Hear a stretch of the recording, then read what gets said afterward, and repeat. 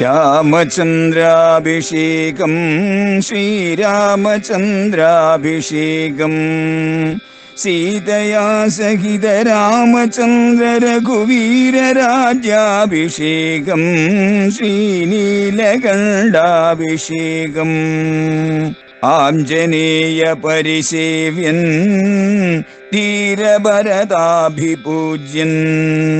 വീരലക്ഷ്മണ കുമാര ശത്രുഘ്ന സോദരാർച്ചിത പദാബ്ജൻ ശ്രീനീലകണ്ഠ ഹൃദയേശൻ രാമചന്ദ്രാഭിഷേകം ശ്രീരാമചന്ദ്രാഭിഷേകം. ഒരവസരത്തില് രാജാവ് തന്റെ മുറിയിൽ വിശ്രമിക്കുമ്പോ അതില് 2 പക്ഷികൾ കടന്നുപോയി. ആ പക്ഷികളുടെ സംഭാഷണം അദ്ദേഹം കേട്ടു. അദ്ദേഹത്തിനത് മനസ്സിലായി. ആ മനസ്സിലായ മാത്രയിൽ അദ്ദേഹം ചിരിച്ചു. ഇത് കൈകേയിയുടെ അമ്മ, രാജാവിന്റെ ഭാര്യ. അത് കേട്ടു, അത് കണ്ടു രാജാവ് ചിരിക്കുന്നത്. അവർക്ക് തോന്നി രാജാവ് തന്നെ എന്തോ ആക്ഷേപിച്ച് ചിരിക്കുകയാണ് എന്ന്. അവർ രാജാവിനോട് ചോദിച്ചു, കാരണം എന്നെ ആക്ഷേപിച്ചുകൊണ്ട് അങ്ങ് ചിരിക്കുന്നു, എന്താണ് അങ്ങ് ചിരിച്ചത്, അതിന്റെ കാരണം പറയണം. കൈകേയിയുടെ അമ്മ രാജാവിനോട് ആവശ്യപ്പെട്ടു, കേകയനോട് ആവശ്യപ്പെട്ടു. അപ്പോ കേകയൻ പറഞ്ഞു, അല്ലയോ ദേവി, ഞാൻ അങ്ങയെ ആക്ഷേപിച്ച് ചിരിച്ചതല്ല, ആ പക്ഷികളുടെ സംഭാഷണം കേട്ടിട്ട് ഞാൻ ചിരിച്ചു പോയതാണ്. പക്ഷികളുടെ സംഭാഷണം, അവയുടെ ശബ്ദം ഈ കേകയന്റെ ഭാര്യയും കേട്ടതാണ്. പക്ഷെ അവർക്ക് അത് പക്ഷികളുടെ നിരർത്ഥകമായ ശബ്ദം എന്നുള്ളതല്ലാതെ അത് അവയുടെ സംഭാഷണം എന്നുള്ള നിലയിൽ കേൾക്കാനും മനസ്സിലാക്കാനും കഴിയില്ല. അതിനുള്ളതായ വിദ്യ അവർക്ക് ലഭിച്ചിട്ടില്ലല്ലോ. അപ്പോൾ അവർ പറഞ്ഞു, ഒന്നുകിൽ അങ്ങ് എന്നോട് കള്ളം പറയുന്നു, പക്ഷികളുടെ സംഭാഷണം എങ്ങനെ മനുഷ്യർക്ക് മനസ്സിലാക്കാൻ പറ്റും, എനിക്ക് മനസ്സിലാവുന്നില്ലല്ലോ, അപ്പൊ അങ്ങ് കള്ളം പറയുന്നു, അല്ലെങ്കിൽ എന്നെ ആക്ഷേപിക്കുന്നു, രണ്ടിലൊന്നാണിത്. അപ്പോഴേക്കും രാജാവ് പറഞ്ഞു, അല്ല, ഇത് രണ്ടുമല്ല, ഞാൻ സത്യം തന്നെയാണ് പറഞ്ഞത്. എന്നാൽ എനിക്കത് കേൾക്കണം, ആ പക്ഷികൾ എന്താണ് സംഭാഷണം ചെയ്തത് എന്ന്. രാജാവ് പറഞ്ഞു, ഈ വിദ്യ എനിക്ക് തന്ന ഋഷി എന്നോട് പറഞ്ഞിട്ടുണ്ട്, ഇങ്ങനെ മറ്റു ജീവരാശിയുടെ സംഭാഷണം മനസ്സിലാകുമ്പോഴേക്കും അതൊരിക്കലും വേറൊരാൾക്ക് പറഞ്ഞു കൊടുക്കരുത് എന്ന്. അതുകൊണ്ട് എനിക്കത് പറഞ്ഞു തരാനാവില്ല. കേകയന്റെ പത്നി, അതായത് കൈകേയിയുടെ അമ്മ കോപിച്ചു. അവര് നിർബന്ധം പിടിച്ചു. അപ്പോ രാജാവ് പറഞ്ഞു, അങ്ങനെ പറഞ്ഞു കൊടുത്തു കഴിഞ്ഞാൽ രാജാവിന് ആപത്തുണ്ടാകും, രാജാവ് മരിച്ചു പോകും, കേകയൻ മരിച്ചു പോകുമെന്ന് അദ്ദേഹം പറഞ്ഞു. അപ്പൊ കേകയന്റെ ഭാര്യ പറഞ്ഞു, അങ്ങ് ജീവിച്ചിരുന്നാലും കുഴപ്പമില്ല, അങ്ങ് മരിച്ചാലും കുഴപ്പമില്ല, രണ്ടും എനിക്ക് ഒരുപോലെ തന്നെ. എനിക്ക് എന്താണ് ആ പക്ഷികൾ പറഞ്ഞതെന്ന് അറിയണം, ഇല്ലെങ്കിൽ എന്നെ ആക്ഷേപിക്കുകയാണ് ഈ ചെയ്യുന്നത് എന്ന് പറഞ്ഞ് നിർബന്ധം പിടിച്ചു. അവർക്ക് കേകയൻ മരിച്ചാലും കുഴപ്പമില്ല. ആ ഒരു ഗതികേടിൽ പെട്ടപ്പോഴേക്കും കേകയൻ തനിക്ക് ഈ വിദ്യ ഉപദേശിച്ചെന്നതായ ആ ഋഷിവര്യനെ സമീപിച്ചു. അദ്ദേഹത്തോട് കാര്യങ്ങൾ പറഞ്ഞു. അദ്ദേഹം പറഞ്ഞു, ഒരു കാരണവശാലും ഇത് പറയാൻ പാടില്ലെങ്കിൽ ഇത് അങ്ങയ്ക്ക് അങ്ങയുടെ ജീവിതത്തിന് വിപത്തായിത്തീരും, ജീവിത അന്ത്യം വന്ന് ഭവിക്കും, അതുകൊണ്ടത് പാടില്ല. അങ്ങയുടെ ഭാര്യ അത്രയ്ക്ക് നിർബന്ധിക്കുകയാണെങ്കിൽ അങ്ങ് അവരെ ഉപേക്ഷിച്ചേക്ക്, അത്ര മാത്രമേ ഉള്ളൂ.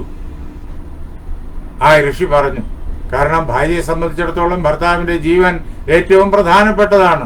അത് അങ്ങയുടെ ഭാര്യയ്ക്ക് പ്രശ്നമല്ലെങ്കിൽ ഒന്നുകിൽ അവർ തന്റെ നിർബന്ധത്തിൽ നിന്ന് പിൻവാങ്ങണം, അതല്ലെങ്കിൽ അവരെ ഉപേക്ഷിക്കണം. ഒരു കാരണവശാലും ഇത് പറഞ്ഞു കൊടുക്കുക പാടില്ല. രാജാവിന്റെ കേകയന്റെ ഭാര്യ വീണ്ടും തന്റെ നിർബന്ധത്തിൽ ഉറച്ചു നിന്നു. കേകയൻ ഉപേക്ഷിച്ചു. അല്ലയോ കൈകേയി, ഇങ്ങനൊരു സാഹചര്യത്തിൽ ഭർത്താവിനെ മരണത്തിലേക്ക് നിന്റെ അമ്മ വലിച്ചെറിയാൻ തുടങ്ങുന്ന സാഹചര്യത്തില് അദ്ദേഹം നിന്റെ അമ്മയെ ഉപേക്ഷിച്ചു. നിന്റെ അമ്മയുടെ അതേ സ്വഭാവമാണ് നീ ഇവിടെ പ്രവർത്തിപ്പിക്കുന്നത്. നിന്റെ ഭർത്താവായിരിക്കുന്ന ദശരഥന് ലോകത്തിന് മുഴുവൻ രാജാവായിരിക്കുന്ന ദശരഥനെ നീ ഇതാ കൊലയ്ക്ക് കൊടുക്കുന്നു. ഒരിക്കലും നിന്നിൽ നിന്നിട്ട് ഇതിൽ നിന്ന് ഭിന്നമായി ഒരു നല്ലൊരു പ്രവൃത്തി സങ്കല്പിക്കാനാവില്ല എന്ന് സുമന്ത്രർ പറഞ്ഞു. അല്ലയോ കൈകേയി, ഒരുപക്ഷെ നിന്നെ ഇക്കാര്യത്തിൽ പ്രോത്സാഹിപ്പിക്കാൻ ആരെങ്കിലുമൊക്കെ ഉണ്ടായെന്ന് വരാം. പക്ഷേ നീ ഒരിക്കലും ഈ മാർഗം പിന്തുടരരുത്. ഇനിയും നിനക്ക് ഇതിൽ നിന്നിട്ട് പിന്തിരിയാം. നിനക്ക് മഹാരാജാവിനോട് നീ ചോദിച്ചതാ ഈ 2 വരങ്ങളെയും സ്വയം പിൻവലിക്കാം. എങ്കിൽ രാമൻ കാനനത്തിൽ പോകേണ്ടതായ കാര്യം വരില്ല. മഹാരാജാവിന് ദുഃഖം വരില്ല, ഈ നാടിന് ദുഃഖം വരില്ല. ഈ വൃത്താന്തം നാട്ടിലുള്ള ആളുകൾ അറിയുമ്പോഴേക്കും അവർക്കുണ്ടാകുന്നതായ ശോകം വളരെ വലുതാണ്.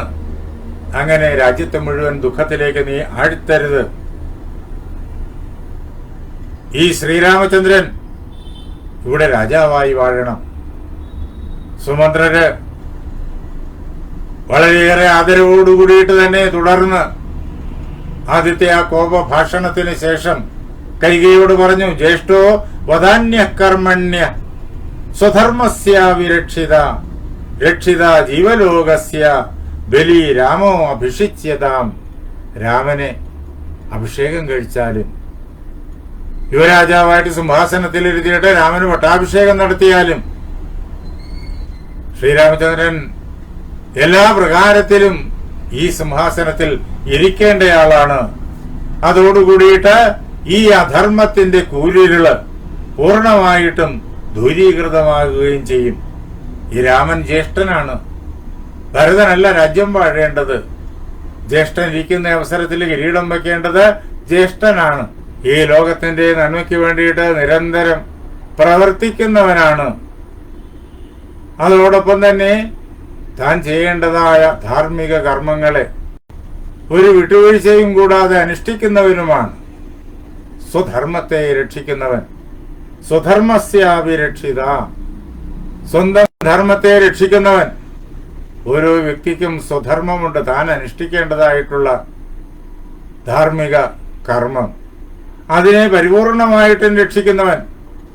ഇപ്പോ രാമൻ അച്ഛനെ സത്യപ്രതിജ്ഞനാക്കാൻ കാനനത്തിലേക്ക് പോകാമെന്ന് പറഞ്ഞത് തന്നെ സ്വധർമ്മരക്ഷയ്ക്ക് വേണ്ടിയിട്ടാണ്. പുത്രന്റെ ധർമ്മമാണ് പിതാവിന്റെ സത്യത്തെ പരിപാലിക്കുക എന്നുള്ളത്. അങ്ങനെ സ്വധർമ്മത്തെ രക്ഷിക്കുന്നവൻ. അങ്ങനെയുള്ള രാമൻ രക്ഷിത ജീവലോകസ്യ, ഈ പ്രപഞ്ചത്തിലുള്ള സമസ്ത ജീവരാശിയെയും രക്ഷിക്കുന്നവനാണ് രാമൻ. തന്റെ കരുത്തുകൊണ്ട് ലോകത്തെ മുഴുവൻ അദ്ദേഹം സംരക്ഷിക്കും. അങ്ങനെ ഈ ലോകത്തിന് ശാന്തിയും സൗഖ്യവും ശ്രേയസ്സും അഭിവൃദ്ധിയും എല്ലാ പ്രകാരത്തിലും അദ്ദേഹം പകരും. അങ്ങനെയുള്ള ശ്രീരാമചന്ദ്രനെ യുവരാജാവായിട്ട് അഭിഷേകം കഴിക്കണം എന്ന് കൈകേയിക്ക് സുമന്ത്രര് ഉപദേശം കൊടുക്കുകയാണ്. അല്ലയോ ദേവി, പരിവാദോഹിതേ ദേവി മഹാൻ ലോകേ ചരിഷ്യതി യതി രാമോ വനം യാതി വിഹായ പിതരം നൃപം.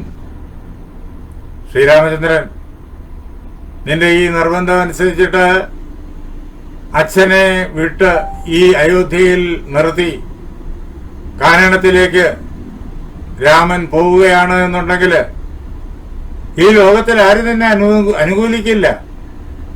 എല്ലാവരും അതിനെ എതിർക്കും. അവരെല്ലാവരും നിന്നെക്കുറിച്ച് കുറ്റം പറയും. വളരെയേറെ ദുഷ്പേര് നിനക്കുണ്ടാകും. കൈകേയിയുടെ വഞ്ചന ഈ ലോകം മുഴുവൻ നിന്ദയ്ക്ക് പാത്രമായി തീരും. നീ വഞ്ചകിയാണ് എന്ന് ലോകം വിലയിരുത്തും. അതുകൊണ്ട് അത് നിന്റെ ശ്രേയസ്സിന് തടസ്സമാണ്. രാജ്യം കിട്ടിയാൽ പോലും ആ ഒരു ചീത്തപ്പേര് ലോകം മുഴുവൻ പ്രചരിച്ചുകൊണ്ടിരിക്കുമ്പോഴേക്കും നിനക്ക് അഭിമാനത്തോടു കൂടിയിട്ട് മഹാറാണി പദം നേടി ഇരിക്കാനാവില്ല.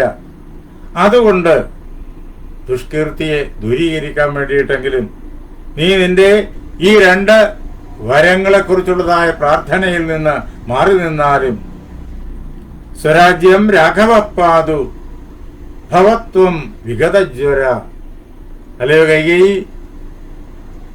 ശ്രീരാമചന്ദ്രൻ തന്റെ രാജ്യത്തെ അയോധ്യയെ രക്ഷിക്കട്ടെ. അദ്ദേഹത്തിന്റെ അവകാശമായിരിക്കുന്ന യുവരാജ്യം അത് രാമൻ പരിപൂർണമായിട്ടും നിയന്ത്രിക്കട്ടെ, യുവരാജാവായിട്ട് വാഴട്ടെ. അതോടുകൂടിയിട്ട് നിനക്ക് എല്ലാ ദുഷ്പേരും ഇല്ലാതായിത്തീരും, എല്ലാ ക്ലേശങ്ങളും ഇല്ലാതായിത്തീരും. അങ്ങനെ നിനക്ക് ആനന്ദത്തോടു കൂടിയിട്ട് ഈ ഭൂമിയിൽ ജീവിക്കാനായി സാധിക്കും. അല്ലയോ കൈകേയി, രാമൻ കാനനത്തിലേക്ക് പോയാൽ